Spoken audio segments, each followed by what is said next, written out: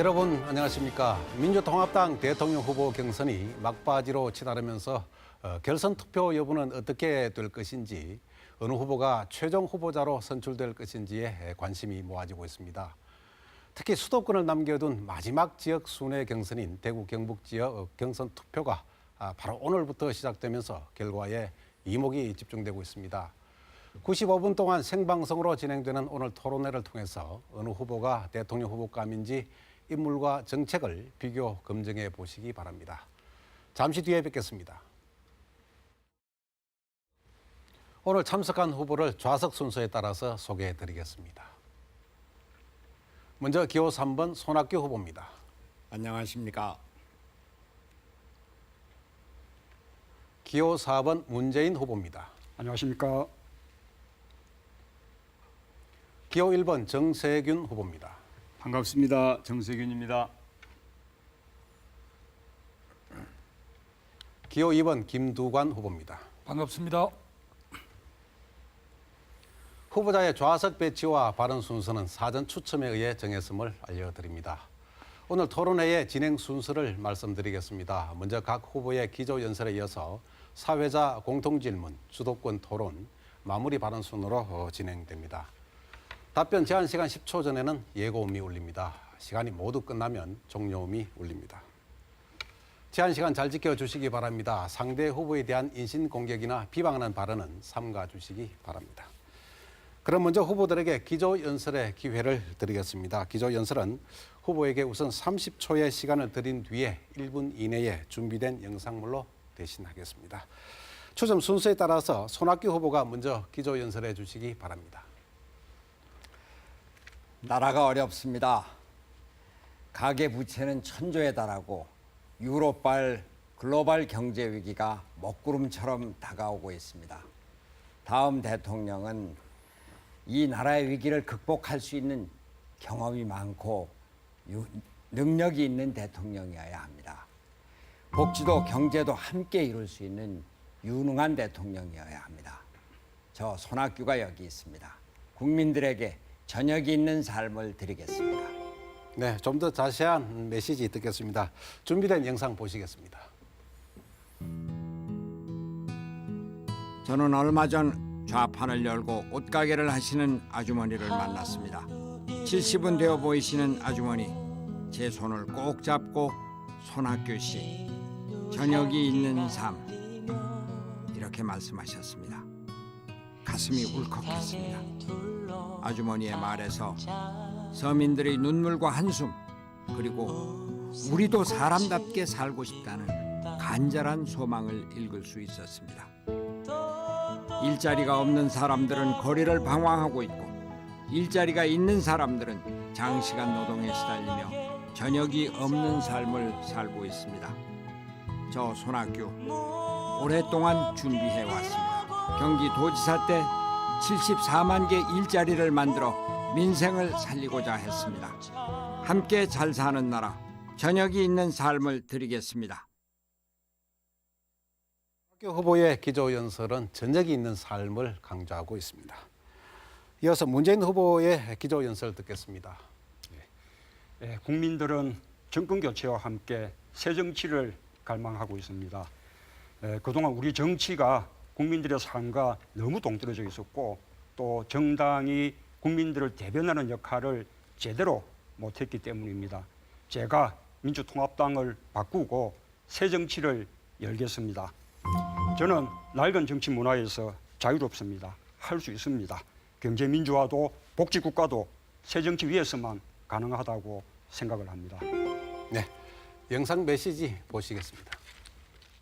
우리들 함께 여기에 저것은 넘을 수 없는 벽이라고 고개를 떨구고 있을 때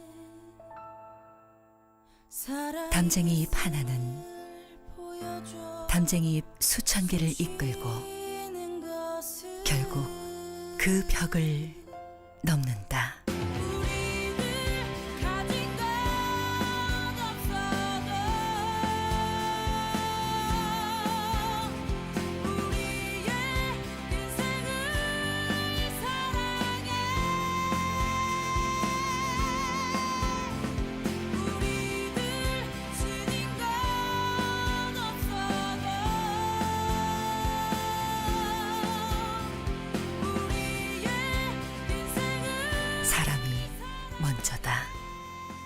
문재인. 문재인 후보는 사람이 먼저다라는 메시지를 담고 있습니다. 다음 정세균 후보님 기조연설해 주시기 바랍니다. 네, 저는 대통령 출마 선언 때부터 많은 정책을 내놓았습니다. 가계부채 대책, 공익은행 설립, 사교육 대책 등 성공한 대통령이 되기 위한 정책입니다. 착한 대통령은 국민의 눈물을 닦아줄 수 있습니다. 그러나 지금 필요한 대통령은 국민의 눈물을 흘리지 않게 할 수 있는 대통령, 경제와 민생을 살리는 유능한 대통령입니다. 저 정세균, 유능한 대통령, 성공하는 대통령이 되고 싶습니다. 관심과 성원 부탁드립니다. 감사합니다. 네, 이어서 영상 메시지입니다. 2018년 2월 대한뉴스. 대한민국 헌정사상 가장 성공한 대통령으로 평가받는 정세균 대통령이 연도에 나온 많은 국민들의 환호와 아쉬움 속에 이 취임식장인 여의도 국회의사당으로 이동하고 있습니다.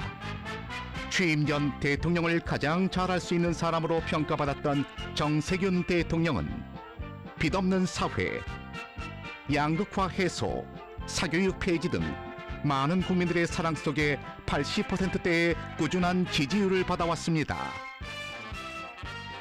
대한민국은 그를 영원히 기억할 것입니다.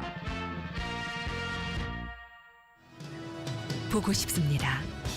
우리 시대에 만나는 성공한 대통령.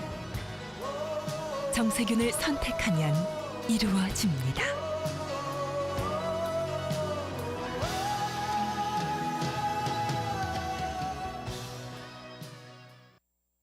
네, 정세균 후보는 대통령 임기 내 지지율 80%의 성공한 대통령이라는 능력이 검증된 후보임을 강조하고 있습니다.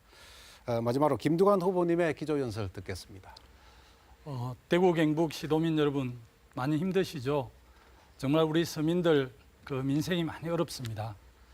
김두관이 서민들에게 희망을 주는 정치를 여러분들과 함께 만들어가고 싶습니다.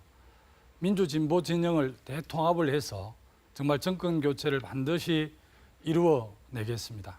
그리고 중산층과 서민들과 함께 새로운 지방 분권 국가를 저 김두관 확실하게 만들어내겠습니다. 지지해 주십시오. 네, 1분의 영상 메시지 보시겠습니다. 대한민국에 이런 대통령 한 명쯤은 있어야 하지 않는가. 국민 아래 김두관.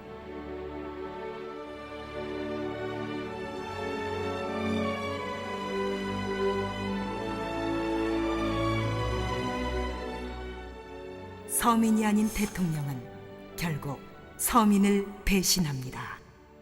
뼛속까지 서민이라 서민과 함께 울고 가난보다 공평하지 못함에 분노하고 언덕은 낮춰보아도 사람은 낮춰보지 않는 사람, 서민을 위한 열정, 뚝심 있는 개혁가, 국민통합의를 적임자, 민주당다운 후보, 새로운 필승 카드.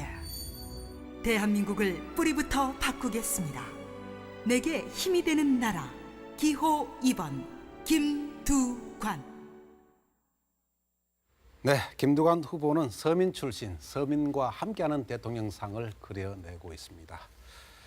후보들의 기조연설을 차례로 들어봤습니다. 그럼 지금부터 본격적인 토론에 들어가겠습니다. 사회자가 공통질문 드리겠습니다. 후자들은 1분 30초 이내로 답변을 하면 되겠습니다. 경선이 이제 종반전으로 향하고 있습니다만은 후보께서는 이번 민주당 경선이 당초 기대했던 흥행에 성공했다고 보시는지 아니면 흥행에 실패했다고 보시는지 먼저 예, 아니오로 대답해 주시고 그렇게 생각하는 이유를 말씀해 주시면 되겠습니다. 이번에는 문재인 후보부터 시작하겠습니다. 현재 1위를 달리고 있습니다만은 문 후보께서는 흥행에 성공했다고 보십니까? 아닙니다. 네. 아니라고 답을 드려서 송구스럽습니다. 저희가 아름다운 경쟁을 보여주지 못하고 국민들께 실망을 많이 드렸습니다. 경선을 통해서 선출되는 후보의 경쟁력을 높여주고 그 후보를 중심으로 단합할 수 있는 그런 경선이 돼야 되는데 지금까지는 그런 모습을 보여드리지 못했습니다. 지금부터 더 좋은 모습 보여줄 수 있도록 우리 후보들이 함께 더 노력했으면 좋겠습니다. 저도 더 많은 노력을 하겠습니다. 그러나 우리 당 대선 후보 경선이 완전국민 경선으로 치러지고 또 모바일 투표로 100만 명 넘는 선거인단이 참여하고 있는 것은 우리 정치사에서 아주 획기적인 일이고 큰 의미가 있습니다. 우리 정치를 시민 참여 정치, 국민과 함께하는 정치로 발전시키는 일이라고 생각합니다. 비록 우리 스스로 국민 경선의 의미를 많이 퇴색시켰습니다만 우리가 대선에서 이길 수 있는 그 저력이 되리라고 저는 믿습니다. 문제 있는 부분이 있다면 보완해 가면서 더 발전시켜 나가야 할 그런 방향이라고 생각을 합니다. 대구 경북 시민들께서도 국민 경선의 주인은 국민이라고 그렇게 생각하시고 우리 당의 국민 경선 지켜주시고 또 투표에 더 많이 참여해 주실 것을 부탁드리겠습니다. 감사합니다. 네, 다음 정세균 후보께 묻겠습니다. 정 후보께서는 민주당 경선 어떻게 평가하십니까? 흥행에 성공했다고 보십니까? 네, 안타깝게도 아직까지는 흥행에 성공하지 못하고 있습니다. 네. 그 108만 명이나 되는 선거인단이 참여를 했습니다. 참 감사할 일입니다. 이 규모를 보면 당연히 흥행에 성공을 해야 되는데 그렇지 못하거든요. 첫째는 투표율이 너무 저조합니다. 자발적으로 선거인단에 등록을 했는데 투표율이 50% 정도밖에 안 되니까 참담하죠. 또 이게 국민 경선인데 국민들의 관심을 받지 못하고 있습니다. 그래서 이름과 내용이 다른 것 아니냐. 이제 여러 가지 이유가 있는데 첫 번째 이유는 이제 경선 방식의 문제입니다. 마치 이게 무슨 그 비싼 여론조사 비슷하게 경선이 진행되고 있기 때문에 이 방식의 문제이고 두 번째는 이제 안정성이 검증되지 않은 모바일 선거에 너무 의존하고 있다고 하는 것입니다. 선거인단 숫자에만 너무 집착하다 보니까 미리 챙기고 따져야 될 것들을 제대로 챙기고 따지지 못한 것이 문제점으로 드러나고 있고 그것이 경선을 어렵게 만드는 그런 상황입니다. 세 번째는 지도부나 후보들 스스로가 당 밖에 있는 유력 인사에 대해서 연연함으로 해서 스스로 경쟁력을 깎아먹는 그런 경선이 되고 말았습니다. 그러나 지금부터라도 우리가 서로 조금씩 양보하면서 꼭 성공하는 경선을 만들어야 되겠습니다. 적극 협력하겠습니다. 네, 다음 김두관 후보께 묻겠습니다. 김 후보께서는 이번 당내 경선 성공이다, 실패다 어느 쪽이라고 생각하십니까? 정말 저도 국민과 함께 흥행이 성공했으면 하는 바람이었지만 지금까지 흐름을 보면 성공했다고 보기 어렵습니다. 첫 번째 그 원인은 저는 우리 당의 담합에서부터 시작이 됐다고 생각을 합니다. 한 분은 당 대표를 하고 한 분은 원내 대표를 하고 또 한 분은 대통령 후보를 하겠다고 이렇게 담합을 했기 때문에 이런 구태 정치를 보여줬기 때문에 우리 국민들의 마음이 민주당을 떠났다고 생각을 하고요. 두 번째는 모바일 투표에 있지 않는가 저는 싶습니다. 이렇게 세 분 후보들께서는 모바일에 많은 문제점을 지적을 했지만 그 당시 당 지도부와 선관위에서 좀 밀어붙인 측면이 있고요. 108만 명이라는 많은 숫자들이 참여를 했지만 이분들이 실제 한 50%밖에 이렇게 참여를 못하고 있지 않습니까? 그래서 국민 참여를 통해서 국민적 관심과 흥행을 일으키려고 했지만 그러지 못한 측면들이 있고요. 지금 당 경선이 시작되자마자 당의 인사인 안철수 원장과의 후보 단일화 또 공동지방정부 연대 이런 이야기들을 많이 해서 전체 우리 민주당의 대선 경선 흥행을 많이 좀 이렇게 떨어뜨렸습니다. 이런 점들이 많이 아쉽습니다. 다만 남아있는 대구 경북 수도권의 그런 마지막 경선을 통해서 정말 힘을 합하고 누가 후보가 되더라도 정말 12월 19일 대선에서 승리할 수 있도록 마지막으로 힘을 모았으면 하는 입장입니다. 네, 다음 손학규 후보님께도 같은 질문 드리겠습니다. 당내 민주당 경선 평가 어떻게 하십니까? 성공이라고 평가하십니까? 잘 못되고 있다는 이런 말씀을 드리는 마음이 참으로 참담합니다. 지금 참여율 워낙 우리가 200만 내지 300만을 기대했었습니다. 이제 겨우 100만 남짓하고 있습니다. 투표율은 50%에 제대로 못 미치고 있습니다. 국민의 무관심 속에서 우리 경선이 2부 리그로 전락하고 있습니다. 이것은 기본적으로 경선에 무슨 룰 이전에 구조적인 문제가 있다고 봅니다. 민주당에 대한 기대를, 국민의 기대를 저버리게 했습니다. 야권 대통합 이후에 그 기대가 컸었는데 결국 새로 당권을 장악한 일부 세력들에 의해서 오만한 패거리 정치, 밀실 공천으로 총선 패배를 가져왔습니다. 총선 패배 후에도 정신을 못 차리고 대통령 후보, 당대표, 원내대표, 담합 정치, 구태 정치 모습을 보여줬습니다. 그리고 우리 경선이 제대로 시작하기도 전에도 공동정부다 또는 당회 인사하고 단일화다 스스로를 깎아내리고 있습니다. 이 자리에서 모바일 선거 문제점 새삼스럽게 말씀드리지 않겠습니다. 이것이 국민의 진정한 민의를 대변하고 당의 민심을 대변할 수 있는 이러한 공정한 절차를 지금부터라도 가져야 될 겁니다. 네, 답변 잘 들었습니다. 네 후보 모두 부정적인 평가를 해주셨는데 너무 겸손한 말씀이신지 아니면은 국민들의 그 냉정한 평가를 제대로 귀담아 들으셨는지 부정적인 평가를 해주셨는데 아직도 경선이 남아 있습니다. 국민들의 기대에 좀 더 부응할 수 있도록 축제의 장이 될 수 있도록 네 후보님들이 더 열심히 노력해 줄 것을 당부드리면서 다음 질문으로 넘어가겠습니다. 두 번째 공통 질문 드리겠습니다. 역시 답변 시간은 1분 30초입니다. 이번 민주당 경선은 특정 한 후보의 득표율이 50%를 넘지 않으면 1, 2위 후보 간에 결선 투표를 하는 것으로 되어 있습니다. 오늘부터 시작된 대구, 경부 그리고 최대 승부처라고 할 수 있는 경기, 서울이 경선이 남아 있는 시점에서 마지막까지 긴장을 늦출 수 없다고 봐지는데요. 본인이 결선 투표에 진출한다면은 나머지 탈락한 두 후보 그리고 그 후보를 지지한 지지층을 어떻게 하면 내 편으로 끌어들일 것인가 이것이 중요한 문제 아니겠습니까?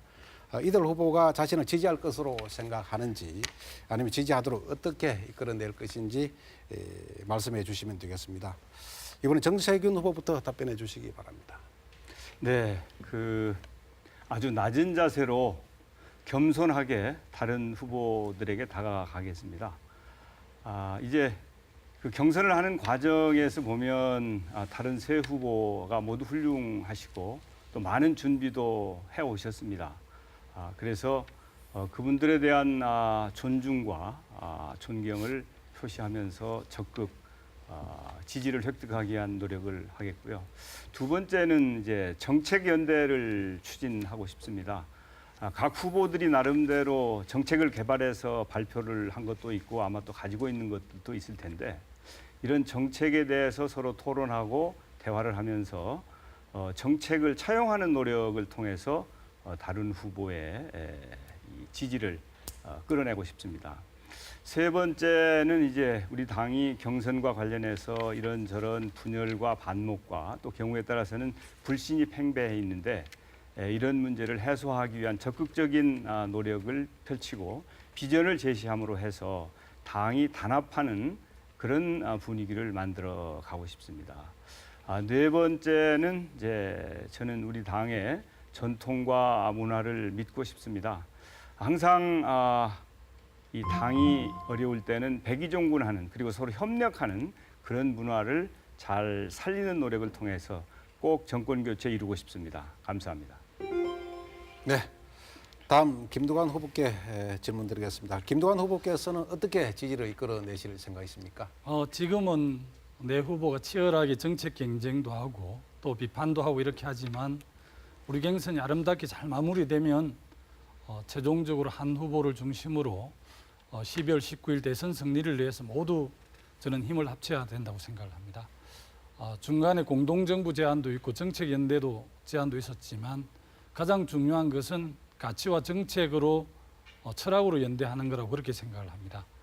저는 특히 그 재벌 개혁과 관련해서 정말 흔들리지 않고 재벌 개혁을 완수할 그런 분, 또 한미 FTA와 관련해서 정말 재협상을 강력하게 요구하고 또 협상이 받아들이지 않으면 폐기하겠다는 정도의 각오를 가진 분, 또 제가 제안했던 징병제를 폐지하고 모병제를 확실하게 도입하겠다는 이런 원칙을 갖고 있는 후보, 또 1% 부자만을 위해서가 아니라 99% 정말 우리 서민들을 위한 그런 정책을 확고하게 그런 의지를 갖고 있는 후보와 정책 연대를 하고 대선 승리를 하고 싶습니다. 물론 정책 연대와 연합이 일반적인 정치 현상이긴 하지만 승리하기 위한 담합, 정치공학적으로 하는 것에 대해서 우리 국민들께서 크게 동의하고 있지 않기 때문에 저는 정말 진정으로 가치와 철학에 기초해서 정말 경제민주화 또 보편적 복지를 확실하게 하실 분하고 연대를 하고 싶습니다. 네. 다음 손학규 후보께서는 나머지 후보에 대해서 어떻게 설득해서 마음을 움직이시겠습니까? 결국 어떤 분이 되든 나라를 생각하고 당을 생각해서 후보를 선택하실 것이라고 믿습니다. 그 기준은 결국 국민이 누구를 선택할 것인가. 박근혜 후보와 비교해서 누가 나라를 잘 이끌 것인가, 이 위기를 어떻게 누가 더 잘 극복할 것인가, 이것을 기준으로 판단하실 겁니다. 누가 대통령을 잘할 것인가. 결국 국민들은 대통령 잘할 사람을 뽑을 것이기 때문에 우리 같은 후보자들도 그 기준으로 선택하실 것이라고 생각합니다. 특히 박근혜 후보를 이길 후보, 지금과 같이 양극화가 심화된 이런 사회에서 중산층, 중간층의 표심을 모을 수 있는 후보를 지지해 주실 것이라고 생각합니다. 분당에서 이긴 우리의 경험을 살려줄 것이라고 생각을 합니다. 우리가 함께 힘을 합치고 앞으로 어떤 분이 되든 제가 모시고 가겠다. 정책에 있어서나 또 선거에 있어서나 앞으로 나라를 경영함에 있어서 우리 여기 계신 후보님들을 제가 모시고 손에 손을 잡고 그리고 국민과 함께 나아가겠다라고 하는 굳은 약속을 드릴 것입니다. 그것은 제가 그동안 민주당을 지켜오고 민주당을 살려오고 민주당을 위해서 희생하고 헌신한 저의 자세로 판단될 것입니다. 네. 마지막으로 문재인 후보께서는 경쟁했던 후보들인데 지지를 어떻게 이끌어내실 생각이십니까? 예, 이 결선 투표제는 우리 당에서 전례가 없었던 건데 다른 후보님들이 여론조사 지지도에서 앞서는 저에게 맞서기 위해서 이번 경선 룰 만들 때 갑자기 요구해 온 것입니다. 그래서 결선 투표까지 가게 되면 다른 후보들의 연대로 제가 불리해질 것이다. 그런 관측이 많았지만 저는 경선 룰 때문에 당이 분열되는 걸 막기 위해서 대승적으로 수용을 했습니다. 저는 지금까지 결선 투표를 염두에 두지 않고 열심히 해왔습니다. 지금까지의 경선 추세를 보면 수도권에서 잘하면 결선 투표까지 가지 않을 것 같기도 합니다. 마지막까지 열심히 해보겠습니다. 저는 제가 결선 투표에 오르지 못하더라도 국민들이 선택하는 후보를 돕겠습니다. 국민 경선이기 때문에 국민들의 선택에 맡기는 것이 좋을 것 같습니다. 제가 결선 투표에 나갈 경우에는 저에게 민심이 있고 또 이길 수 있는 후보라는 점을 내세워서 지지를 호소하겠습니다. 민심에 부합되는 선택을 하자.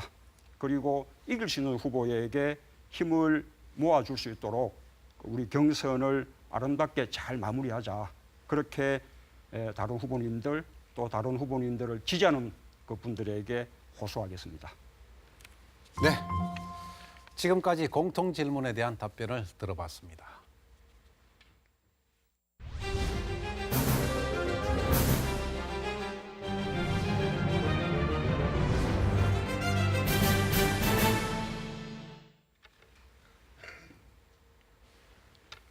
네. 이번에는 후보자가 주도권을 갖고 자유롭게 질문할 수 있는 기회 드리겠습니다. 원활한 토론을 위해서 몇 가지 규칙을 말씀드리겠습니다. 질문 대상은 자유롭게 지정할 수 있습니다만은 한 명을 선택하거나 최대 두 후보까지만 선택해서 질문할 수 있도록 제한하겠습니다. 그리고 주도권 토론은 두 차례 가질 예정인데요. 이번에 질문한 후보에 대해서는 다음 2차 토론에서는 질문할 수 없다는 점 미리 말씀드리겠습니다. 첫 번째 주도권 토론은 총 5분의 시간이 주어집니다. 먼저 후보를 선택해 주시고 5분 동안 주도권을 갖고 청문회식으로 진행하시면 되겠습니다. 질문은 1분 이내로 제한하겠습니다. 가급적 질문은 간결하게 해주시길 부탁드리겠습니다. 먼저 김두관 후보께 5분의 시간을 드리겠습니다. 어느 후보에게 질문하시겠습니까? 일단 저는 선두를 달리고 있는 문재인 후보에게 질문을 하겠습니다. 네. 질문을 하기 전에 지난번 그 SBS 토론 때 제 주도권 시간이었는데 오히려 문재인 후보께서 많이 쓰셔서 오늘은 제 주도권을 좀 잘 인정해 주셨으면 하는 그런 바람을 덧붙이면서 좀 질문을 드리겠습니다. 저는 대한민국이 정말 새롭게 좀 업그레이드 되기 위해서는 5대 권력기관의 개혁이 필수적이다라는 입장을 분명히 갖고 있습니다. 문재인 후보께서 합동연설에서도 여러 차례 이야기를 하셨는데 혹시 5대 개혁 그 권력기관에 대해서 혹시 좀 관심을 가지고 계실 건데 아시는 대로 좀 말씀해 예, 주시죠. 그것이 뭐 저희들 참여정부 때도 가장 중요한 과제였죠. 예, 관심이 큽니다. 이제 뭐 직접적으로 답변해 주시 안 하셨습니다만은 중앙정부, 재벌, 검찰, 금융, 언론 이런 권력기관들을 개혁하지 않고는 대한민국 미래가 없다라고 저는 그렇게 생각을 합니다. 특히 지방과 관련해서 가장 중요한 것은 중앙정부를 제대로 개혁하는 것입니다. 그렇게 해야만이 예산 짤 때 맨날 지방은 후순위로 밀리고 중앙 중심으로 이렇게 하지 않습니까?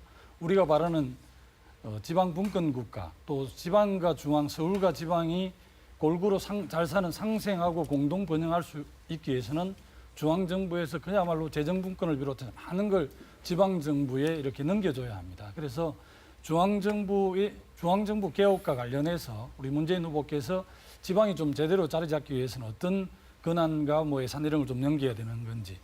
예, 저는 뭐 견해를 좀 지방분권 말하지만 가장 중요한 것은 역시 지방 재정을 살려주는 것이라고 생각합니다. 지금 국세와 지방세 비율이 8대2로 돼 있는 이 잘못된 구조를 바로잡겠습니다. 저희 임기 중에 적어도 6대4 정도는 개선돼야 된다고 생각합니다. 그리고 이 지방 교부세율도 2% 이렇게 높여서 지방 재정을 확충하겠습니다. 뿐만 아니고 지금 이제 지방 소비세를 부가세에 지금 5% 이렇게 지금 넘겨주고 있는데 그것을 20%까지 순차적으로 확대하겠습니다. 예, 거기까지만 듣도록 하겠습니다. 저는 그 지방 정부가 제대로 자리 잡기 위해서는 지방 분권형 개헌을 하고 지방 분권 국가가 되어야 된다는 확고한 신념을 갖고 있습니다. 중앙 정부는 국방, 외교, 또 사법 기능, 보편적 복지 이런 고유 기능만 빼고 나머지 산업, 행정, 지방의 모든 것을 지방 정부에 넘겨줄 때만이 저는 정말 수도권과 비수도권, 중앙과 지방이 골고루 잘 살 수 있는 새로운 대한민국을 만들 수 있다고 저는 확신을 합니다. 다음 질문을 드리겠습니다. 5대 개혁의 두 번째 과제는 저는 재벌 개혁입니다. 재벌 개혁과 관련해서 기업 집단법을 제정할 때만이 재벌 개혁이 가능하다 이런 입장입니다. 그래서 문 후보께서는 기업 집단법에 대해서 어떤 생각을 하고 계십니까? 예, 그렇습니다. 이게 그 기업 집단법까지 이야기가 되고 있는 것은 우리 재벌 개혁의 필수적인 재벌의 지배 구조, 그다음에 또 의사결정 구조의 비민주성을 바로잡자는 것입니다. 기업 집단법이 하나의 지금 유럽에서도 시행되고 있죠. 독일에서 특히 하고 있습니다만 좋은 방안이라고 생각을 합니다. 일단 뿐만 아니고 도입하시는 데는 동의하시는 거죠? 예, 뭐 필요하다고 예, 생각합니다. 알겠습니다. 시간이 많지 않아서 제가 좀 주도를 하도록 하겠습니다. 특히 이제 문 후보께서 검찰 개혁을 많이 이야기를 하셨는데요. 뭐 검찰 개혁과 관련해서 기소권과 수사권 분리 이런 방안도 있지만 저는 지방검사장의 직선제를 통해서 검찰 개혁을 상당히 할 수 있다 이런 입장을 분명히 갖고 있습니다. 그래서 문 후보께서는 지방검사장 우리 주민들 직선제에 대해서는 어떤 입장을 갖고 계십니까? 이 지방검사장 직선제는 지금 미국에서 하고 있는 것인데요. 예. 이것은 연방제이기 때문에 가능한 것입니다. 연방제가 아닌 우리나라에서는 조금 현실에 맞지 않는 점이 있다고 생각합니다. 검찰 개혁을 꼭 이루어야 된다. 검찰의 민주적 통제를 해야 된다라는 그 이제 뜻이나 의지는 저도 뭐 공감을 합니다만 이 검사장 직선제까지 도대체 현실적으로 어떤 방법으로 하자는 것인지 오히려 그 예. 구체적 방안을 좀 제시해야 될 알겠습니다. 것으로 저는 뭐 생각합니다. 충분히 가능하다고 보고 있고요. 주민들께서 검사장을 직선제를 할 때만이 권력을 섬기는 검찰에서 국민을 섬기는 검찰로 확실하게 이렇게 바꿔낼 수 있습니다. 지금 지방자치 20년 역사 정도 됐기 때문에 지방검사장 직선제, 또 교육자치, 경찰자치 이런 걸 정말 결단할 때이기 때문에 2013년에 국정을 맡는 우리 민주당 중심의 정부는 반드시 이 일을 해내야만 대한민국을 바꿀 수 있다라고 저는 확신합니다. 네, 제한된 시간 다 됐습니다. 답변은 너무 듣지 시간이 못하겠군요. 네. 다음은 손학규 후보님께 5분의 주도권 드리겠습니다. 네. 또 역시 후보에게 문재인 후보에게 여쭙겠습니다. 가벼운 질문 하나 드리겠습니다. 혹시 문재인 후보께서 유체이탈 화법이라는 말씀 들어보셨습니까? 예, 그렇죠. 예, 뭐 우리 이명박 대통령께 예. 비판하는 네네. 그런 표현이기도 하죠. 예. 그러니까 사돈남말하는 이런 얘기죠. 요즘 이명박 대통령의 유체이탈 화법을 박근혜 후보가 이어받았다 이런 비판들이 많은데 그 문재인 후보께서 요즘 연일 토론에서나 또는 연설에서나 당의 쇄신을 주장하고 계십니다. 그러면서 쇄신의 핵심은 기득권을 버리는 것이다 이렇게 말씀을 하시고 또 야권 대통합이 끝나고 나서 통합 때 했던 개혁의 약속이 지켜지지 않았다 이렇게 비판을 하고 계십니다. 그런데 개혁을 하지 않은 사람은 누구고 또 기득권을 붙잡고 놓지 않는 것은 누군지 우선 좀 묻고 싶습니다. 예, 뭐 우리 정당에서 기득권을 갖고 있는 그런 세력이라고 말씀드릴 수 있겠습니다. 그동안 우리 정당 정치를 이끌어 오셨던 분들이죠. 지금 이제 국민들이 정당 바깥에서 새로운 정치의 희망을 찾고 있는 현상, 이 부분은 정당이 그만큼 국민들을 대변하는 역할을 해오지 못했다. 또 국민들의 삶과 동떨어져 있었다라는 예. 그 증거라고 생각합니다. 예, 좀 우리 정치권이 다 구체적으로, 함께 바뀌어야 예. 된다고 생각합니다. 네네. 저는 일반론보다도 지금 야권 대통합이 끝나고 나서 통합됐던 개혁의 약속이 지켜지지 않았다. 누가 그 개혁을 안 했느냐. 결국 통합 후에 당권을 쥐고 있는 당의 핵심적인 그 세력 이것이 아니겠느냐 이 말씀이에요. 그래서 제가 문재인 후보 누가 뭐라고 하더라도 통합 후에 첫 번째 대표 한명숙 대표나 지금의 대표 이해찬 대표나 다 같은 정치 세력이고 또 담합의 주체고 이런 상황에서 개혁을 하지 않은 사람들을 비판하는 것은 이것이야말로 유체이탈 화법이 아니냐 이런 말씀을 드린 겁니다. 쇄신은 단결서부터 시작을 해야 된다 이렇게 말씀을 하시는데 단결해야죠. 그런데 이 마치 그 단결을 하라고 하면서 불합리한 제도나 잘못된 경선 제도 같은 거 여하튼 받아들여라 룰을 만들어지지 않았느냐 이런 것은 마치 우리 총화 단결 유신대 구호 같은 것을 연상하게 하는데 이 점에 대해서 어떻게 생각하십니까? 지금 우리 이제 국민 경선 그리고 모바일 투표 이 방법은 우리가 통합 때 국민들에게 약속드렸던 것입니다. 통합 이전에 우선 손 후보님이 대표로 계실 때 그때 천정배 위원장이 맡았던 정치 쇄신 특위입니까? 정치개혁 특위입니까? 거기서부터 만들어 왔던 방안이지 않습니까? 우리가 그 방향으로 우리 정치를 발전시켜야 된다. 시민들이 함께 참여할 수 있는 정치를 해야 된다라고 우리가 지향해 왔던 것이지 않겠습니까? 만약에 그 제도에 문제점이 있다면 앞으로 보완하고 발전시켜 나가야죠. 예. 경선하는 도중에 이거 불공정하다라고 이렇게 그 이의를 제기하면서 경선을 흔들면 그게 아까 사회자가 질문하신 우리 경선이 국민들로부터 흥행받지 못하게 한 관심을 끌지 못하게 한 그 이유지 않겠습니까? 예. 룰을 정해놨으니 룰을 대로 따라야 된다. 말은 그럴듯하지만 또 법리로만 따지면 그럴 수 있을지 모르겠습니다. 그러나 정치라고 하는 것은 특히 민주주의 정치의 제일 덕목이 소통인데 소통을 통해서 잘못된 것을 고쳐나가는 것이 정치가 아니겠습니까? 그런데 룰을 정했는데 안 한다. 분열주의자다. 과연 이것이 지금 우리 민주주의 소통의 정치가 되겠습니까? 우리가 경선 도중에도 후보들끼리 서로 소통을 하면서 이렇게 바꿔 나갈 수 있는 부분은 예를 들자면 경선 일정을 뭐 태풍이 피해가 심하니까 조금 늦추자든지 이런 부분은 할 수 있을 것 같습니다. 그러나 후보를 선택하는 방법, 그 룰을 바꾸자는 것은 그건 좀 억지이지 않겠습니까? 자, 이제 뭐 말씀 끝날 때 됐는데요. 단결은 국민들이 당원들이 합의할 때 마음으로 우러나올 때 단결이 돼야 된다. 이런 말씀을 드리고 싶습니다. 네, 제약된 시간 다 되었습니다.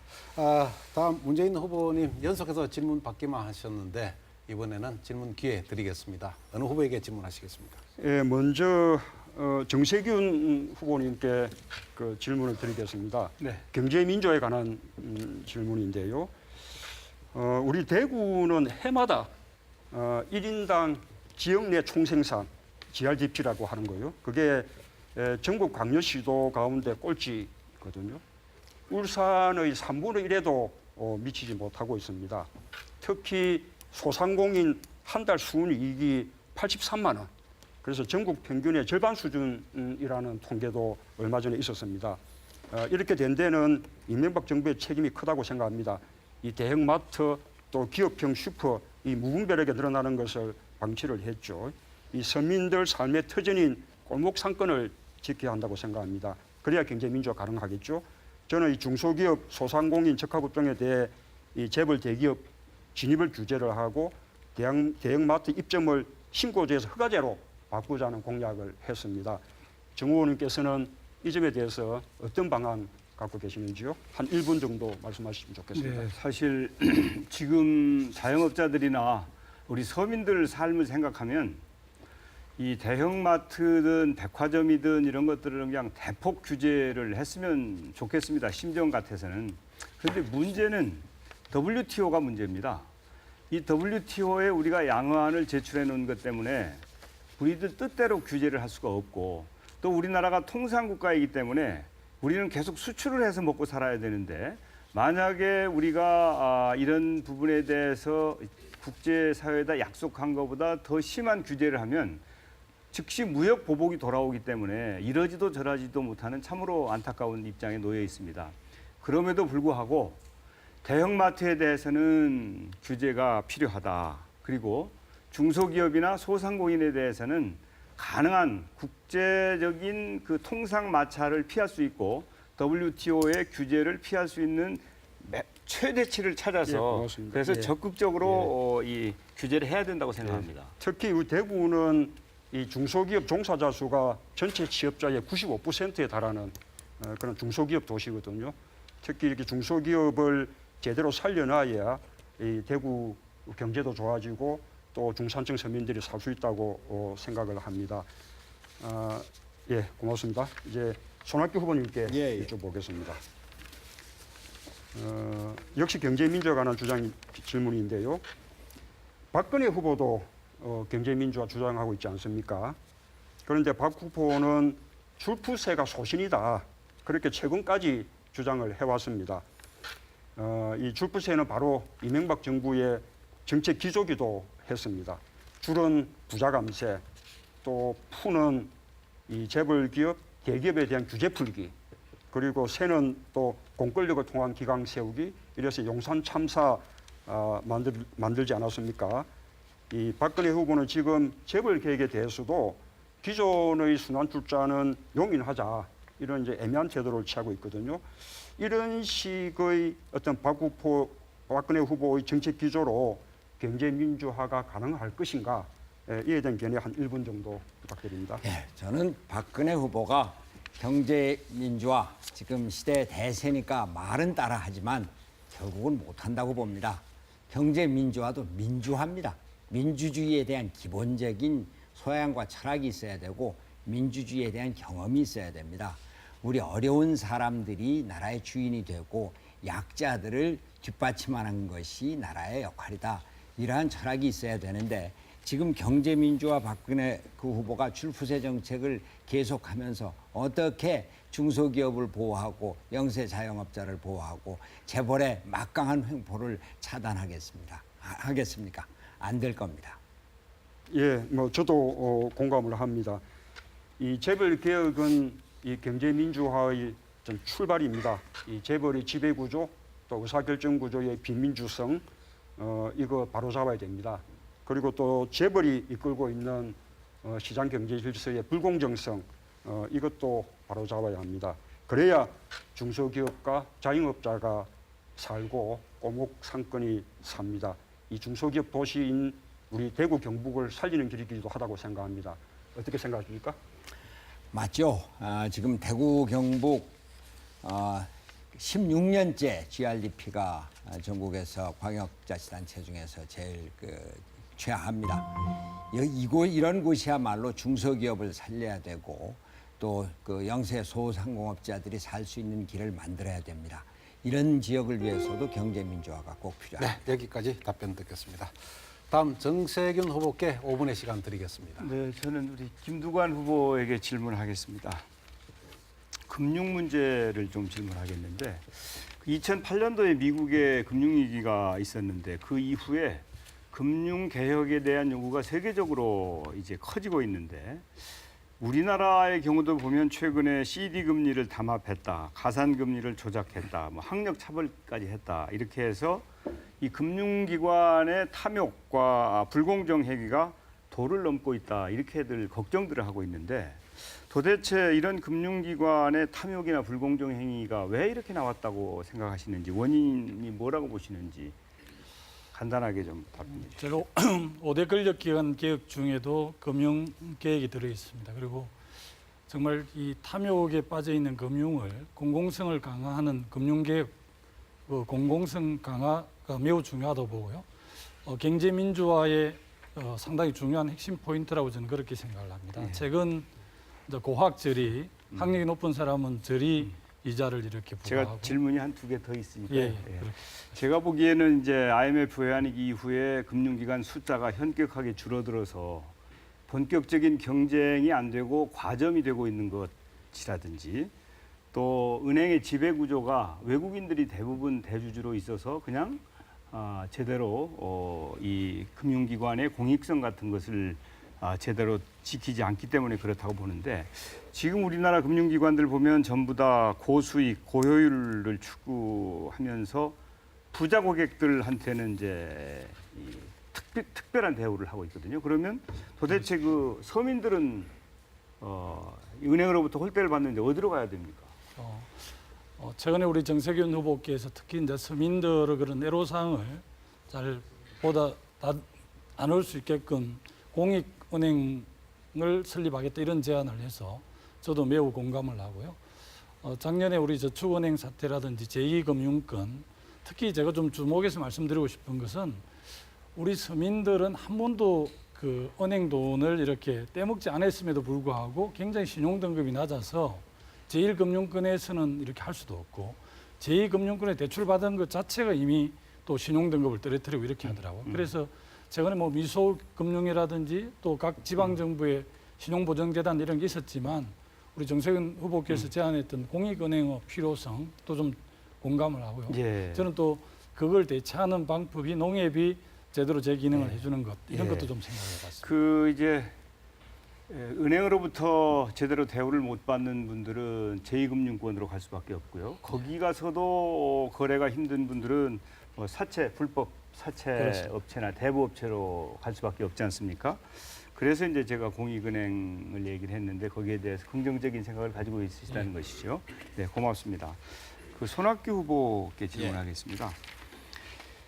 KTX가 이제 편리합니다. 오늘도 저도 KTX 타고 왔는데 이 KTX가 개통이 되면 국가 균형 발전에 도움이 될 거라고 하는 생각들을 했었는데 혹시 김 후보께서는 그 빨대 효과라는 말을 들어보신 적이 있습니까? 예. 예, 있으시죠? 그러니까 고속철도가 생기면서 지방의 쇼핑객들이 대도시로 다 빨려 들어간다는 얘기죠. 그러면 필연적으로 지방 상권이 위축되는 현상인데 이제 대구 지역의 경제 침체도 이 빨대 효과에 기인한다고 하는 주장이 있는데 어떻게 생각하십니까? 예, 그런 말씀은 들었습니다만 뭐 거꾸로 그렇다고 해서 KTX 없애자 또 그건 아니지 않겠습니까? 예, 물론이죠. 예, KTX가 예. 있으면서도 네. 이 지역이 제대로 발전할 수 있는 그런 길을 만들어 가야 되겠죠. 예, 좋습니다. 2014년에는 이제 신포항역이 개통이 됩니다. 그러면 이제 그쪽까지도 KTX가 가게 되는데 주로 이 그 쇼핑이라든지 의료 이런 게 이제 수도권으로 집중되는 현상 때문에 그런 걱정이 있는 것이거든요. 어떤 대책이 있겠습니까? 그냥 어쩔 수 없는 것이다라고 수용해야 되겠습니까? 아니면 뭔가 대책이 있겠습니까? 뭐 어쩔 수 없다 그러면은 대한민국은 서울밖에 없게 되겠죠. 그러면 안 되고요. 역시 이 지역의 경제를 어떻게 살릴 것인가 하는 것이 중요한 과제입니다. 이따 오늘 그 대구 경북 지역에 대한 이 토론이 뭐 마련이 돼 있습니다만 이쪽을 어떻게든 그 고품질의 일자리를 많이 만들 수 있도록 예, 그래요. 산학 연계를 통해서 첨단 과학 기술의 새로운 중심으로 만드는 것. 예, 고맙습니다. 죄송합니다. 국가 균형 발전과 그 지역별로 특색 있는 산업을 육성하는 등의 노력을 통해서 극복해야 된다고 생각합니다. 네. 감사합니다. 충분한 시간을 드리지 못한 점 죄송스럽게 생각합니다. 첫 번째 주도권 토론이었습니다. 부족한 부분은 잠시 뒤에 2차 주도권 토론 기회를 드릴 테니까 그 시간을 활용하면 되겠습니다. 주도권 토론으로 긴장을 좀 한 것 같아서 잠시 호흡을 가다듬는 의미에서 다시 공통 질문 드리겠습니다. 안철수 교수의 출마 선언이 임박한 것으로 알려지고 있습니다. 후보께서 최종 민주당 대통령 후보로 선출되신다면 물론 탈락한 경선 후보들과의 대화도 중요하겠습니다만은 특히 안철수 교수를 비롯한 야권 후보 간의 그 단일화 문제 이것을 어떻게 해결해야 할 것인가 이것이 중대한 그 과제가 될 텐데요. 여기서 묻겠습니다. 안철수 교수의 출마에 대한 견해를 비롯해서 야권 후보 단일화에 대한 견해라든가 구상, 전략이 있다면 말씀해 주시면 되겠습니다. 답변 시간 역시 1분 30초이고요. 손학규 후보부터 답변해 주시기 바랍니다. 예, 결론부터 말씀드리면은 어쨌든 함께 가야 된다 이렇게 생각을 합니다. 추구하는 가치, 정의, 복지, 평화 이런 가치가 같고 정책 목표가 같은 이상 우리 사회를 특권과 반칙의 사회에서부터 벗어나고 또 우리 국민이 함께 잘 사는 나라를 만들기 위한 이상을 실현하기 위해서 같이 가야 된다. 어떻게 할지는 그건 뭐 차후의 문제가 되겠습니다. 안철수 현상 우리 정치권이 공동의 책임을 져야 합니다. 안철수 교수도 말씀을 하셨습니다만 지난 4월 11일 총선에서 민주당이 이기기만 했어도 내가 이런 고민을 안 했을 거다. 사실 우리 책임입니다. 어쨌거나 지금 이것이 현실이 돼 있는 그 마당에서 안철수 교수를 어떻게든 우리의 소중한 자산으로 삼고 안철수 교수가 우리 사회 발전을 위해서 정권 교체를 위해서 긍정적이고 적극적인 역할을 할 수 있도록 그러한 환경을 만드는 것이 우리 역할이라고 생각을 합니다. 여기서 어떻게 역할을 분담할지 이것은 앞으로 우리 민주당이 하기에 달려 있다. 민주당이 경선을 공정한 과정을 거쳐서 우리 국민들의 또 당원들의 축제 속에 경선을 마치고 후보를 만들 때 그때 안철수 교수와의 관계는 또 새로운 그 양상으로 전개될 수 있을 것입니다.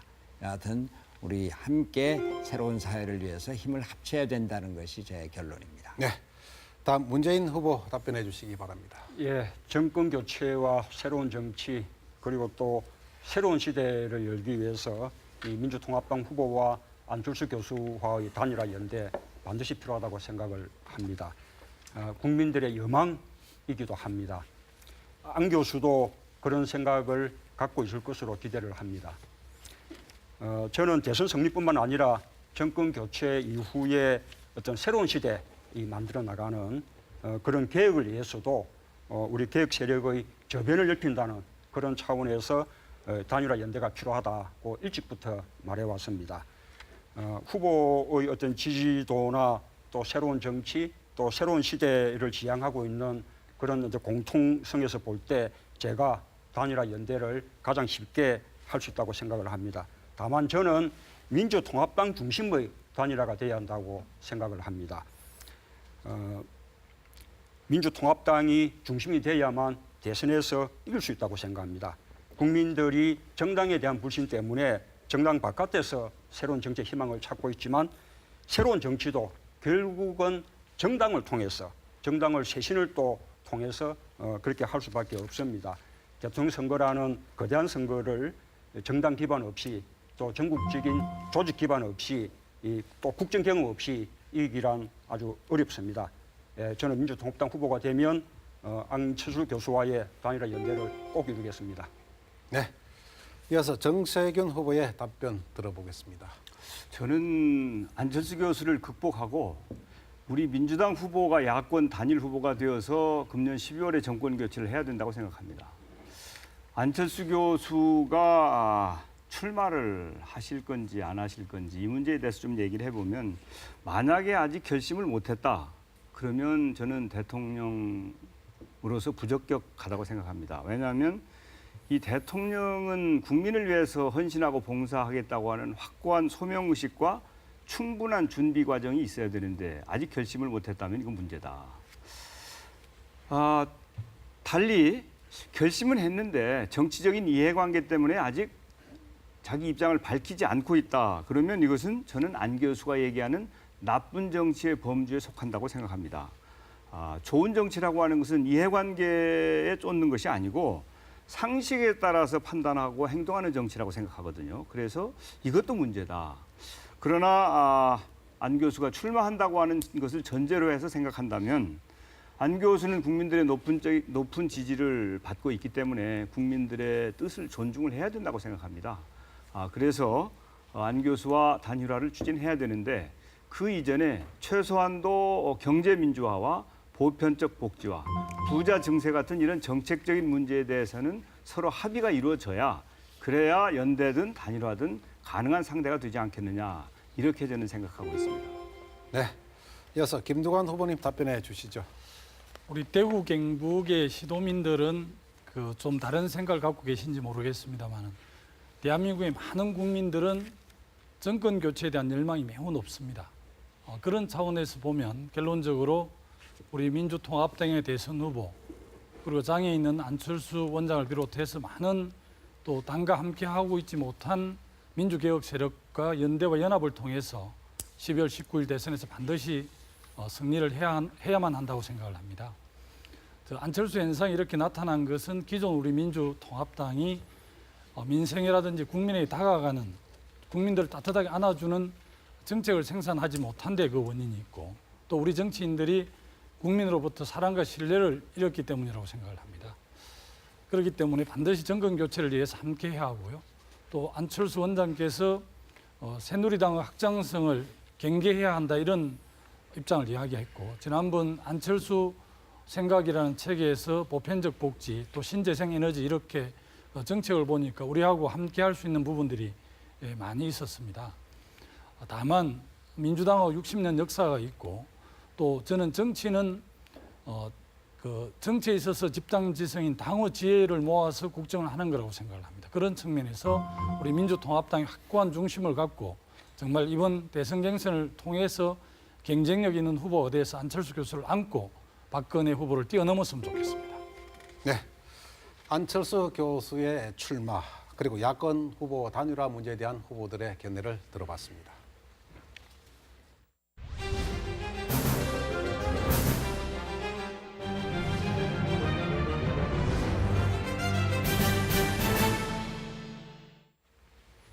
네, 잠시지만 긴장이 좀 풀렸다고 보고 이번에는 다시 한번 후보자 간에 자유롭게 토론할 수 있는 주도권 토론 시간 갖겠습니다. 앞서 가진 1차 토론에서 질문한 후보에게는 질문할 수 없다는 점 다시 한번 말씀드리겠습니다.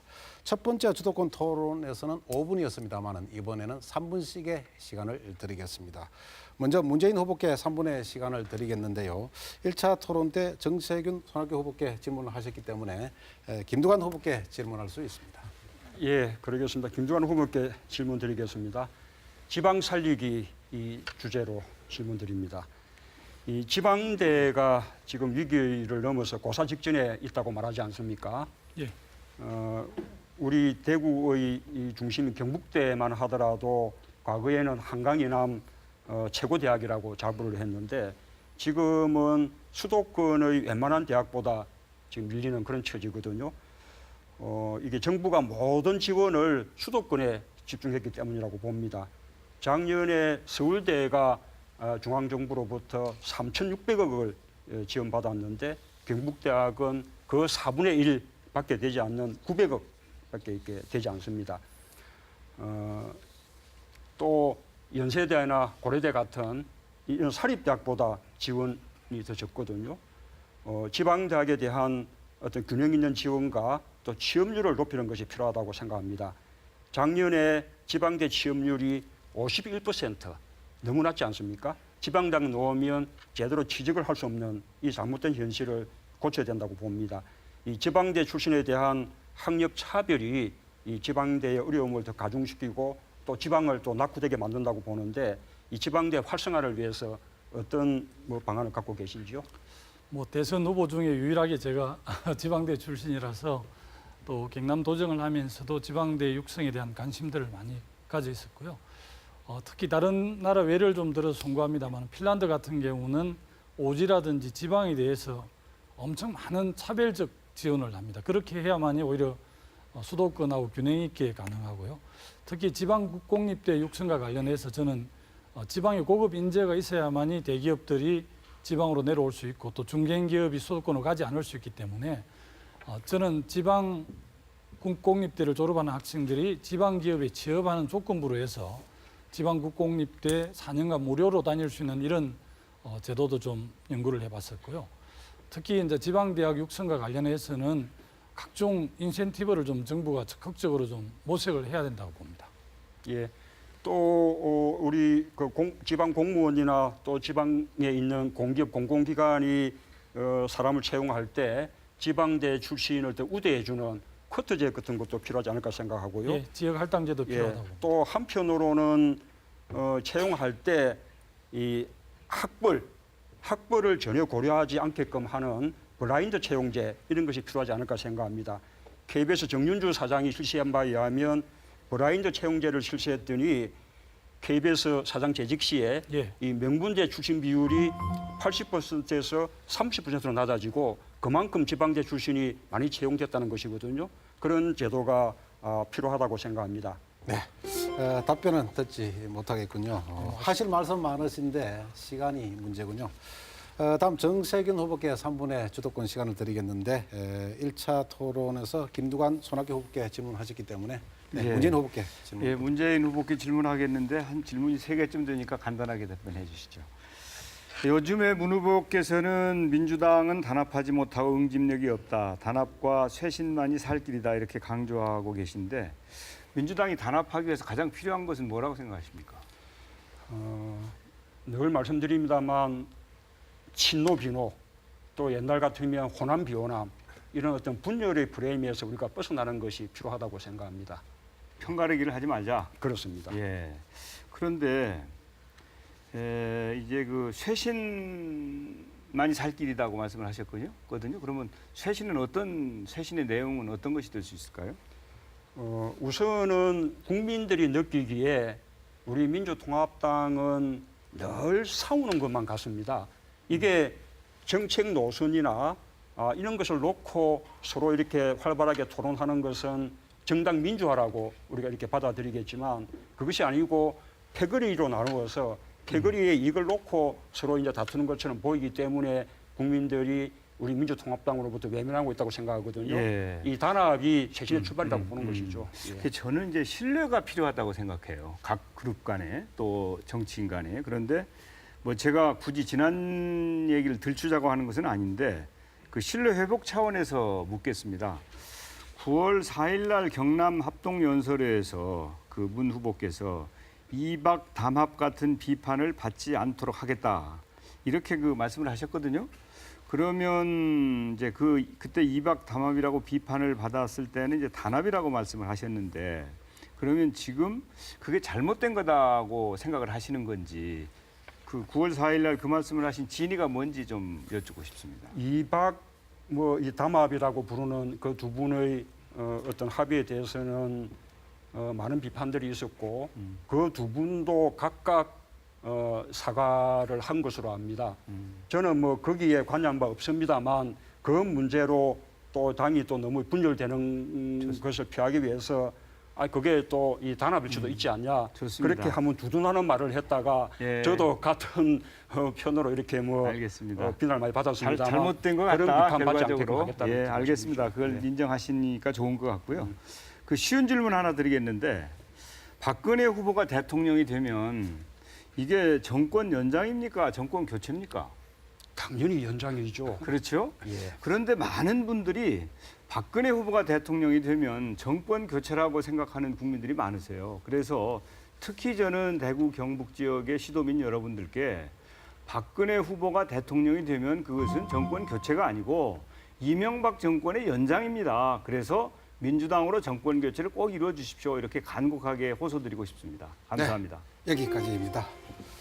다음 김두관 후보께 3분의 기회 드리겠습니다. 어느 후보에게 질문하시겠습니까? 일단 질문은 손학규 후보님께 드릴 건데요. 아까 문재인 후보께서 마지막 제 답변 기회를 못 주시고 시간이 저한테는 끝났. 질문을 못 하실 텐데요. 예, 그래서 제가 저 지방대 학벌 문제와 관련해 잠깐 말씀드리고 질문하겠습니다.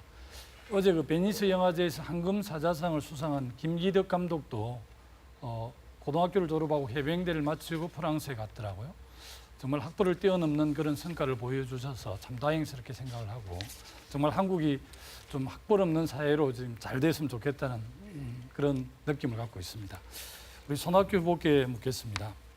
후보님의 경제 정책 가운데 이제 수도권과 지방의 양극화 문제에 대해서 그렇게 특별하게 정책을 내주신 것 같지 않는 느낌도 좀 드시고 또 경기도지사 시절에 워낙 그 수도권 규제 완화를 많이 주장하셔서 지금도 그 입장이 변함이 없으신지 좀 간략하게 말씀해 주십시오. 예.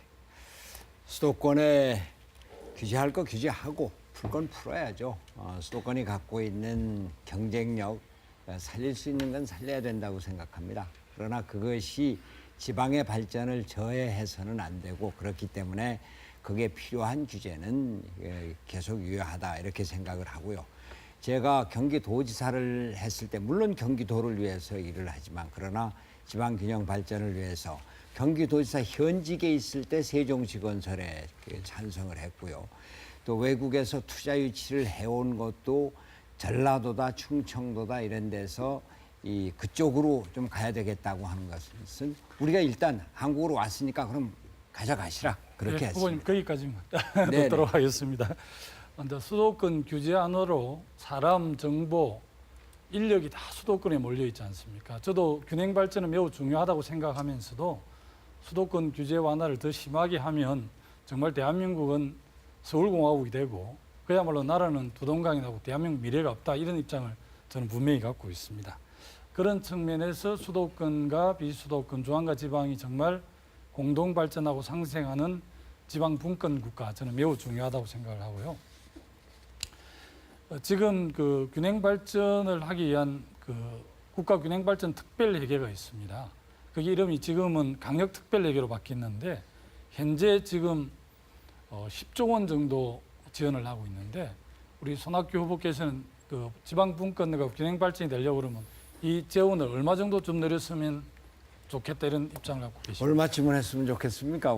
그거는 제가 김두관 후보께 오히려 좀 여쭤보고 싶습니다. 저보다 훨씬 더 저는 관심을 그냥 많이 갖고 전폭적으로 한 50조 정도 지원하고 50조요.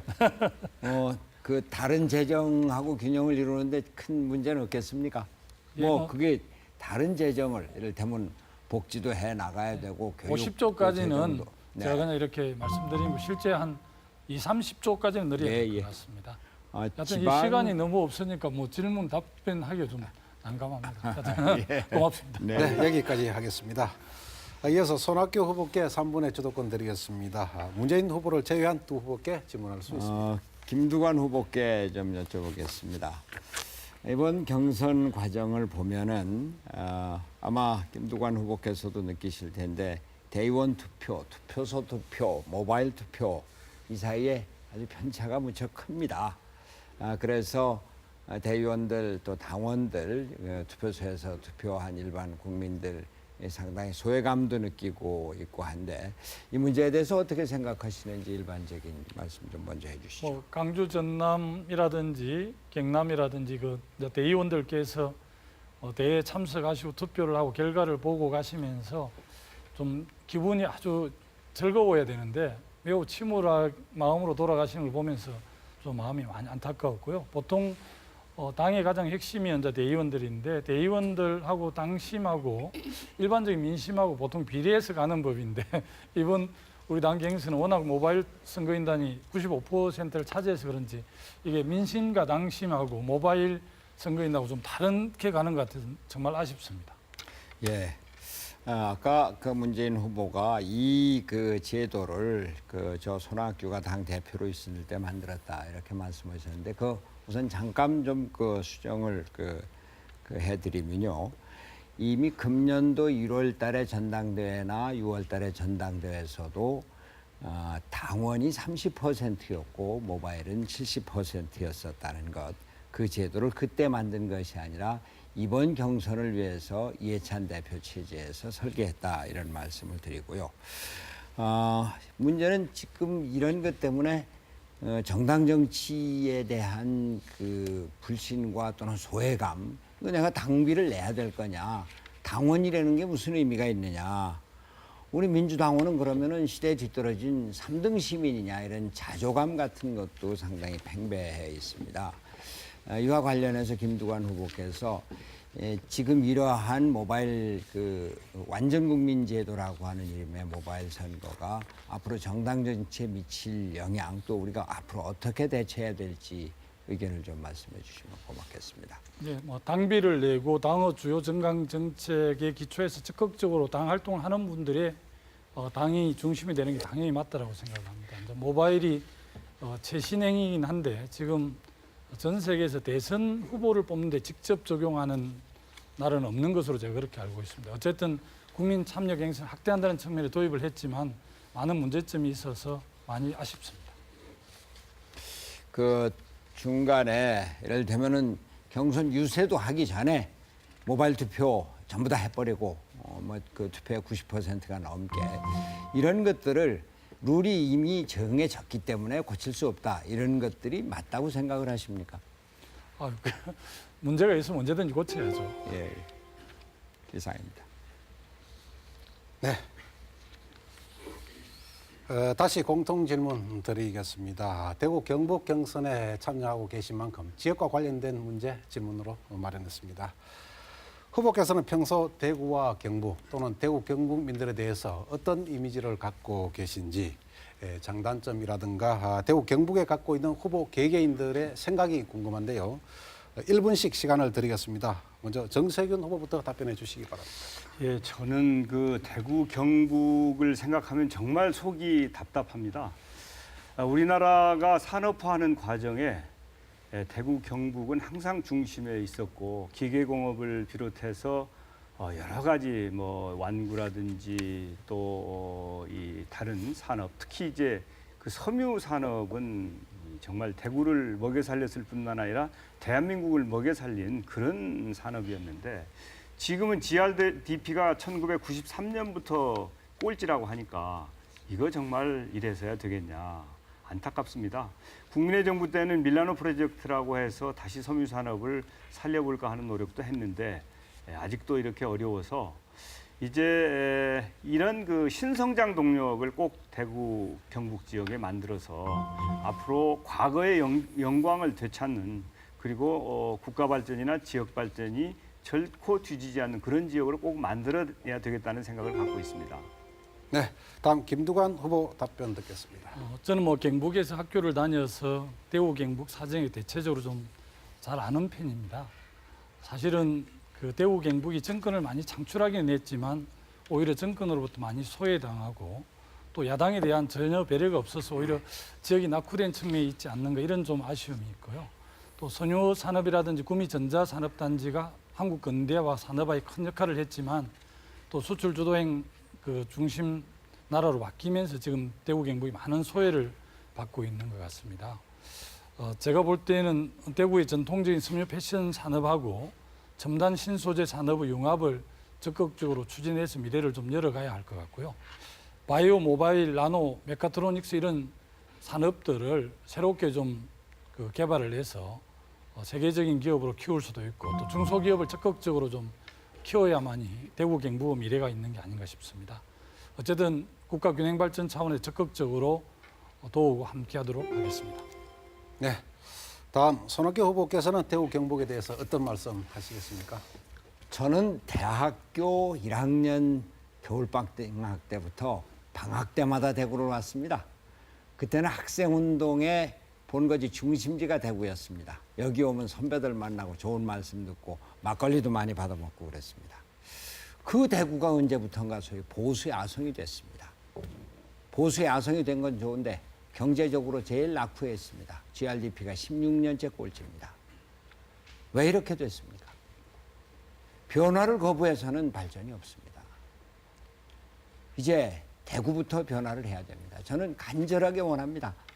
제가 대통령이 되면은 대구부터 변화를 시켜서 새로운 첨단 산업의 본거지로 또 산학연 그 합동 그 연구의 그 본거지로 얼마나 좋은 대학이 많고 얼마나 좋은 인재가 많습니까?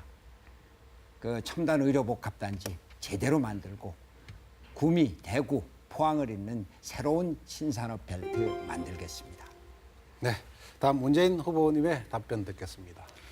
예, 대구 경북하면 TK 정권의 중심지 그렇게들 많이 생각들 합니다. 그러면 TK 정권 아래서 대구 경북이 좋아졌냐?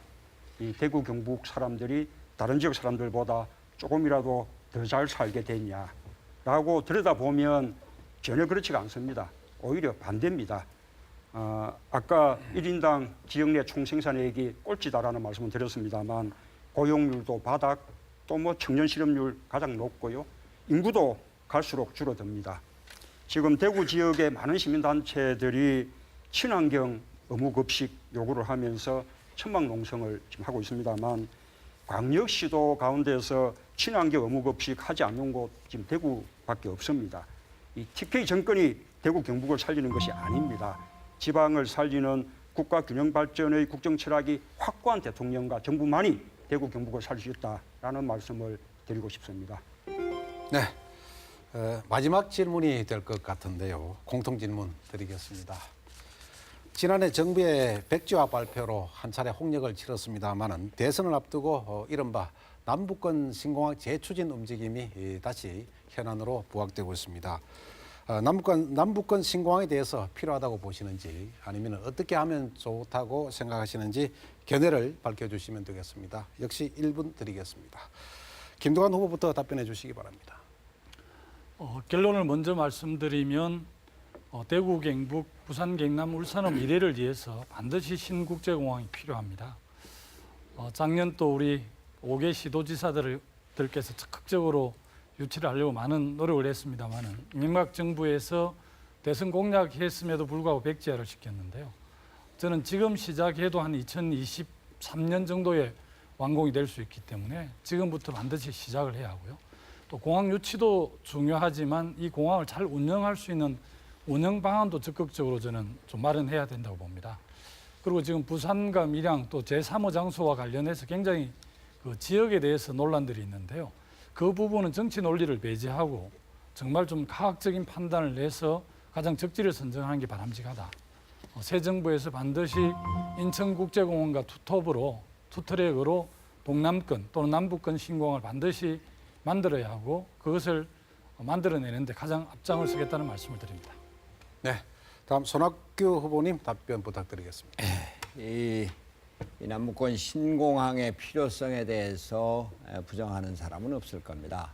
이 지역 대구, 경북, 부산, 울산, 경남 1,500만 인구 이 제대로 경제가 돌아가고 세계로 뻗어나가기 위해서 새로운 공항 반드시 필요합니다. 근데 이것이 정치적인 논리로 정치적인 싸움으로 퇴색된 것 참으로 안타깝습니다. 필요성을 우리가 공감을 하면은 그 입지에 대해서는 아주 냉정하고 객관적이고 전문가적인 입장에서 객관적으로 입지 선정을 하는 이런 노력을 기울여야 될 것입니다. 결코 지역 갈등을 유발하거나 정치적으로 이용하는 일이 없이 이 지역의 발전을 위해서, 그리고 이 신공항을 원하는 이 지역 주민들의 간절한 소망을 담은 이러한 그 열정을 모을 수 있도록, 이것이야말로 국민 통합의 하나의 중요한 계기가 될 수 있다. 이런 자세로 준비를 해 나갈 겁니다. 네. 다음 문재인 후보 답변해 주시기 바랍니다. 예, 꼭 필요합니다. 제가 대통령이 되면 다시 추진하겠습니다. 대구, 경북, 부산, 경남, 울산 이 5개 지자체 주민들이 해외여행을 할 때마다 인천공항을 이용해야 되는 그 수고와 시간, 그 비용이 얼마입니까?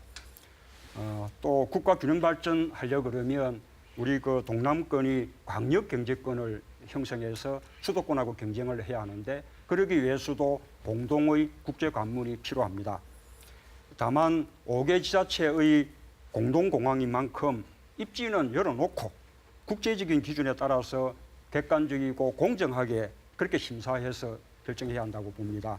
필요하다면 심사위원 중에 절반가량을 외국의 권위 있는 전문가들로 이렇게 선정하는 방안도 강구할 수 있다고 봅니다. 참여정부 때 주인했던 일인 만큼 제가 제대로 해보겠습니다. 네. 이어서 정세균 후보 답변해 주시기 바랍니다. 예, 공항이 필요하다고 하는데 저도 같은 의견입니다. 우리 국민이 지금 인구가 5천만이 넘었습니다. 그리고 국민 소득이 2만 5천 달러가 되어서 해외 여행을 하는 국민 숫자가 매우 늘었기 때문에 현재의 그 영종도 하나에 의존하는 것은 저는 옳지 않다고 봅니다. 그런데 김해공항이 이미 포화 상태에 도달했기 때문에 당연히 이 새로 공항을 만들어야 된다. 이명박 정권에서는 양쪽에다 공약을 했다가 나중에는 뭐 경제성이 없다고 하는 이유로 이걸 백지화를 시켜버렸어요. 이렇게 그 신뢰를 저버리는 정치를 하니까 이명박 정권에 대해서 국민들이 실망하시는 것이죠. 또 박근혜 후보도 그때는 가만히 있다가 백지화 되고 나니까 이거 해야 되는 거 아니냐 이렇게 이 뒷북을 치는 그런 일을 했습니다. 우리 민주당이 집권해서 꼭 공항을 성공시키도록 그렇게 하겠습니다. 감사합니다. 네. 이제 토론을 마무리하도록 하겠습니다. 기조연설의 역순으로 기회 드리겠습니다. 시간은 1분입니다. 먼저 기호 2번 김두관 후보부터 마무리 발언해 주시기 바랍니다. 대구 경북 시도민 여러분, 우리 민주당이 많은 실망을 하고 계시겠지만 민주당의 혁신과 변화를 통해서 거듭나도록 하겠습니다. 비정규직과 정규직 차별 없애겠습니다. 그리고 지방과 서울 차별 없애겠습니다. 서울에 있는 대학과 지방대학 정말 균형 발전할 수 있도록 그렇게 하겠습니다. 경제 민주화를 통해서 중소기업과 대기업이 동반 성장 발전할 수 있도록 그렇게 하겠습니다. 서민이라는 이유로 은행에서 대출 이자를 많이 내는 그런 일이 없도록 저 김두관이 앞장을 서겠습니다. 저는 제 형제들이 모두 서민입니다. 저는 대통령이 돼도 절대 서민을 배신하지 않는 그런 대통령이 되고 싶습니다.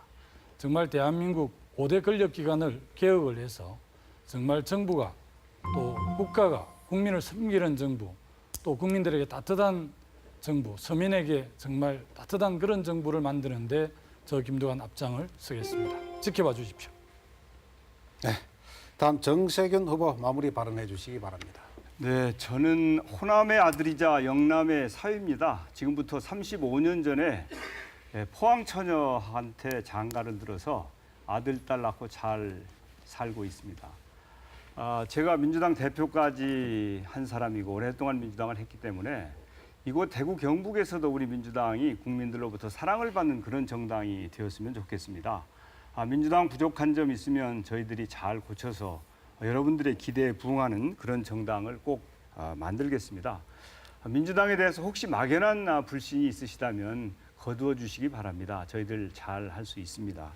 제가 이번 경선에 나온 후보들 중에 유일한 호남 출신인데 호남 출신이니까 제쳐두고 생각하지 마시고 이 사람이 잘 할 수 있겠는지 도덕성이 어떤지 이렇게 자세히 좀 봐주셔서 꼭 저에게 사위에게 사랑과 애정을 보내주시기를 간곡히 호소드리겠습니다. 감사합니다. 네.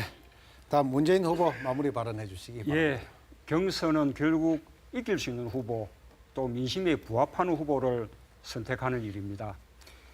민주통합당에서는 제가 이길 수 있는 후보라는 것이 제주에서부터 대전 충남에 이르기까지 거듭 확인되었습니다. 압도적인 지지를 보내주신 국민들께 다시 한번 감사 말씀 드립니다. 저희 민주통합당이 대구 시민 또 경북 도민들께 충분한 믿음을 드리지 못하고 있다는 것을 잘 알고 있습니다. 여러모로 부족합니다. 더 달라지도록 노력하겠습니다. 제가 민주통합당의 후보가 된다는 그 자체가 민주통합당의 변화를 말해준다고 생각을 합니다. 제가 부족한 것 대구 경북이 채워주십시오. 대구 경북이 선택해 주시면 제가 더 커지고 또 정권 교체 가능성도 그만큼 더 커질 것입니다. 정권 교체, 정치 교체, 시대 교체 꼭 이루겠습니다. 네, 다음 손학규 후보 마무리 발언 듣겠습니다. 대구 경북 흔히 새누리당의 아성, 아니 박근혜 후보의 요새라고 합니다. 보수의 본거지라고 합니다. 아마 제가 박근혜 후보를 이길 수 있는 유일한 후보다 그러면은 대구 경북의 많은 분들이 그럼 손학규 찍지 말아야 되겠네 이러실지 모르겠습니다. 그러나 바뀌어야 합니다. 여기서부터 바꿔주십시오. 세상이 변하고 있습니다. 특권과 반칙의 권력이 무너지고 있습니다. 재벌과 대기업의 횡포에 중소기업과 자영업 소상공인이 아니 시민이 저항하고 있습니다. 복지국가의 시대가 도래하고 있습니다. 일하는 사람이 행복한 시대가 돌아오고 있습니다. 남북이 평화롭게 하나가 되는 한반도 경제 시대가 다가오고 있습니다. 이곳에서부터 바꿔주십시오. 여기서부터 변화의 바람을 불러일으켜 주십시오. 저 손학규와 함께 대한민국의 변화를 대구 경북에서부터 만들어 주십시오. 네, 마무리 말씀까지 다 들었습니다. 성실하게 토론에 임해주신 후보자들께 진심으로 감사의 말씀을 드립니다. 수고하셨습니다. 민주당 대구 경북 경선은 오늘부터 사흘 동안 모바일 투표와 현장 투표 그리고 대의원 투표를 거쳐서 모레 그러니까 12일 최종 결과가 공개됩니다. 오늘 토론이 대통령 후보로서의 자질을 검증하는데 그래서 어느 후보가 적임자인지를 선택하는 데 도움이 되었기를 바랍니다. 토론에 응해주신 후보자님들과 시청자 여러분께 깊은 감사의 말씀을 드립니다. 여러분 고맙습니다.